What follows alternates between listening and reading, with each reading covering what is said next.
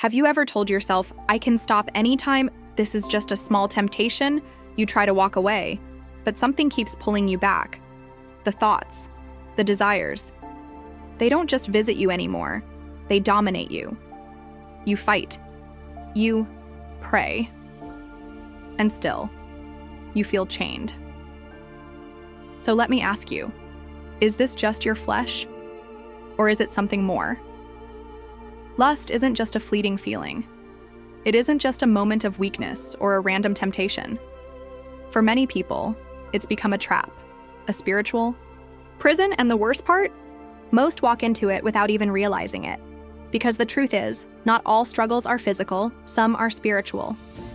The Bible opens our eyes to this reality in Ephesians 6:12. For we are not fighting against flesh and blood enemies, but against evil rulers and authorities of the unseen world, against mighty powers in this dark world, and against evil spirits in the heavenly places. That means the war you're fighting, especially if it's one you've been losing over and over, might not just be about self-control or willpower. It might be spiritual warfare. If you've been wrestling with lust for years, if it feels more like a deep addiction than a fleeting temptation, there's a real possibility that you're dealing with a spirit of lust. Let's talk about the first two powerful signs that this spirit may be influencing your life. Sign number 1, uncontrollable thoughts and urges. Let's be honest, you try to focus. You try to stay pure. You've prayed about it, you've cried about it, but out of nowhere, the thoughts come crashing in. Again. You could be reading your Bible, sitting in church, even spending peaceful time with your family. Then suddenly, a sexual thought, an inappropriate image, a memory, boom, it hits you. You didn't ask for it. You didn't go looking for it, but there it is. And you wonder, why does this keep happening? Friend, that's not just ordinary temptation. That's torment. And torment is not from God. When lust takes control of your thoughts, when it invades your mind without warning and without mercy, it's a strong indicator that the enemy is trying to build a stronghold in your life. James 4:7 tells us, "So humble yourselves before God, resist the devil, and he will flee from you." So let me ask you something hard but necessary. If those thoughts aren't fleeing, why not? Is there an area of your heart you haven't surrendered yet? Is there something you're clinging to? Maybe out of fear or shame or just habit? Sometimes, the devil doesn't leave because we're resisting him with half our heart. We resist for a moment. But deep down, there's still a door left open. The spirit of lust thrives in the gray areas. The compromise. The just this one time. The I can handle it. But the longer that door is open, the more influence the enemy gains. So if you're experiencing recurring, uncontrollable urges that break through even your strongest efforts to stay pure, don't just blame your flesh. Consider the spiritual angle and don't stay silent. Don't stay stuck. Jesus didn't die for you to live under torment. He came to set captives free. Sign number 2, secret sin and a double life.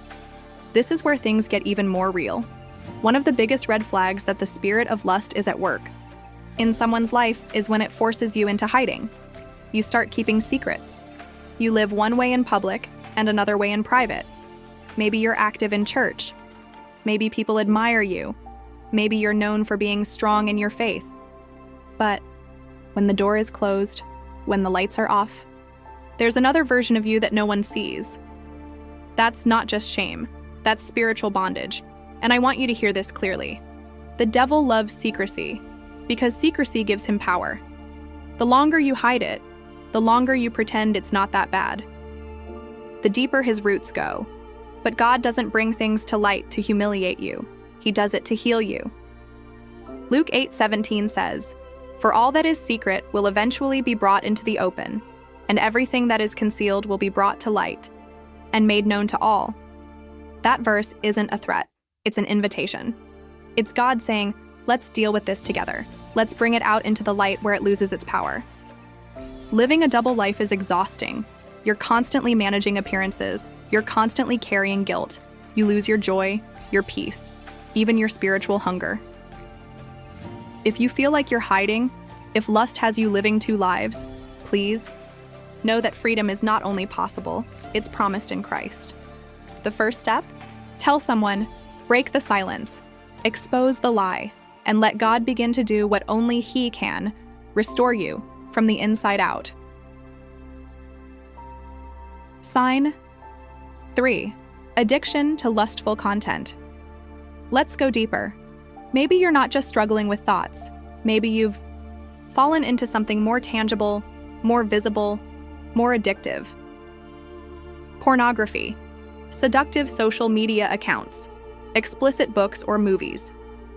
You tell yourself it's just a phase. You tell yourself, this is the last time. But deep down, no, it's not the last time, because you keep going back. There's a cycle at play now. Guilt, shame, repentance, repeat. You cry after watching. You pray. You ask for forgiveness. You even delete the apps, make vows, block websites. But the craving returns, stronger, more demanding, and eventually, you give in again. Let me tell you something. That's not just a bad habit, that's bondage. And Jesus made it clear how serious this is. In Matthew 5:28, he said, "Anyone who even looks at a woman with lust has already committed adultery with her in his heart." That means this battle isn't just about what you're doing with your body. It's about what's happening in your heart. Lustful content rewires your brain, numbs your spirit, and distances you from the presence of God. And the worst part? It's designed to be addictive. You start needing more graphic, more intense. What once satisfied you now feels boring. That's the trap. That's how bondage works. And yes, the world will tell you it's normal, that everyone does it, that it's harmless, but you know better. You felt the spiritual emptiness. You felt the conviction of the Holy Spirit. You felt the shame that lingers long after the screen goes black. Here's the good news. You don't have to stay addicted. You don't have to live in that cycle. There is real freedom. But it starts with confession. It starts with surrender. It starts with acknowledging. This isn't just physical. This is spiritual. And I need God's help. If you're caught in the web of lustful content, don't keep pretending it's under control. Bring it into the light. Get accountability, and let God break the chains that pornography and seductive media have tried to wrap around your life. Sign number 4, nightly spiritual attacks and disturbing dreams. This next sign is one many people never talk about. And honestly, some don't even realize it's connected. Your dreams, your sleep. Have you ever had sexual dreams involving strangers or dark figures? Have you ever woken up feeling violated, ashamed, spiritually drained? Maybe you brush it off as just a dream. But over time, it starts to feel like a pattern, like something or someone is showing up when you're most vulnerable. Let me be clear. Not every dream is spiritual, but some are. There are demonic spirits, especially spirits of lust, that try to infiltrate your rest, to keep you in bondage, to torment your soul, to form spiritual agreements or covenants without your awareness. Yes, that's real, and yes, it's biblical. Throughout Scripture, we see the spiritual realm interacting with people in their dreams. God uses dreams to speak. But the enemy can also try to use them to deceive and oppress. If you're being attacked at night, if your sleep feels unsafe, if you're waking up confused or covered in shame, don't ignore it. That's not just stress. That's not just hormones. That may be spiritual warfare. But here's what Scripture tells us in 2 Timothy 1:7. For God has not given us a spirit of fear and timidity, but of power, love, and self-discipline. That means fear is not your portion. Torment is not your inheritance. You don't have to accept spiritual attack as your normal. You can fight back. Here's how. Pray over your room and your bed every night. Invite the Holy Spirit into your space. Verbally renounce any spirits of lust or sexual torment. Say it out loud. Authority is released through your words. Anoint your bedroom. Use oil as a symbol of consecration. Cover your home in prayer. Fill your mind with Scripture before bed. What you meditate on matters. Ask God to cleanse your dreams. Invite Him to take full control of your subconscious. Remember, the same Jesus who cast out demons, who calmed storms, who broke every chain, He hasn't changed. You are not at the mercy of nightmares. You are a child of God. You have authority, and you are protected. Sign number 5, inability to build godly relationships. Lust doesn't just affect your thoughts. It doesn't stop at your phone or your browser. It seeps into how you see people. When lust takes root, it distorts your perception of others. You stop seeing people as souls made in God's image, and you start seeing them as objects for your gratification. You might find it hard to build genuine emotional connections. You might enter a relationship with good intentions, but it quickly becomes physical, driven by desire, not by purpose. You say you want a godly relationship, but impurity keeps getting in the way. Boundaries get crossed. Conviction is ignored, and eventually, things fall apart. That's not just bad luck. That's not just chemistry. That's a strategy from the enemy, because the devil knows something powerful.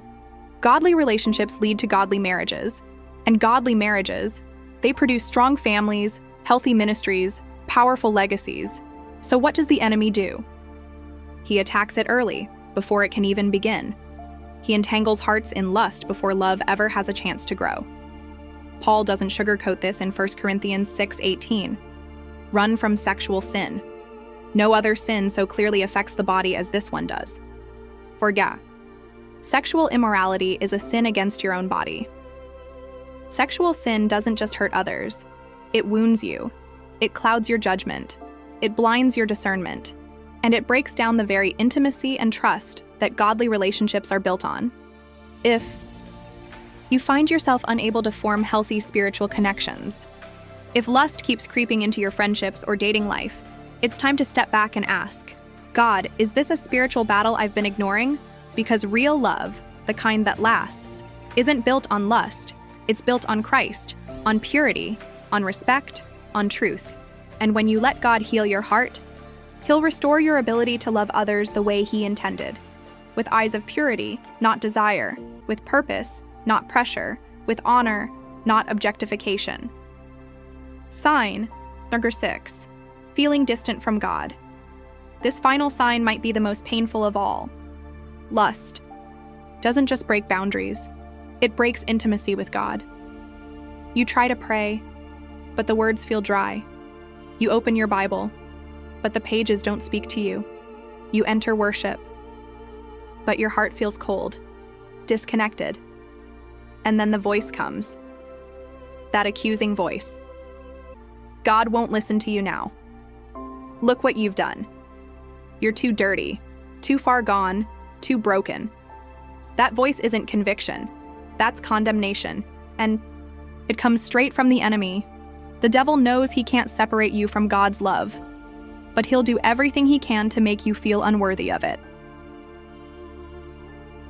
Romans 8:1 shatters that lie. So now there is no condemnation for those who belong to Christ Jesus. Let that sink in. No condemnation. Not after you clean yourself up. Not after you've gone a week without messing up. Right now, as you are. If you belong to Jesus, there is no condemnation. Shame is a trap. It keeps you running away from the one who wants to heal you. But grace calls you home. Grace says, yes, I saw what you did, and I still want you. Grace says, bring it to me. Let me make you clean. If you've felt far from God, if your spiritual fire feels like it's gone out, don't assume it. Means God gave up on you. He's still here, still speaking, still waiting. And sometimes the distance you feel is not God pulling away from you. It's lust creating a fog you need to walk through. Here's the good news. When you confess your sin, when you turn your heart back to Him, when you surrender what's been holding you back, that fog lifts, that distance closes, that fire begins to burn again.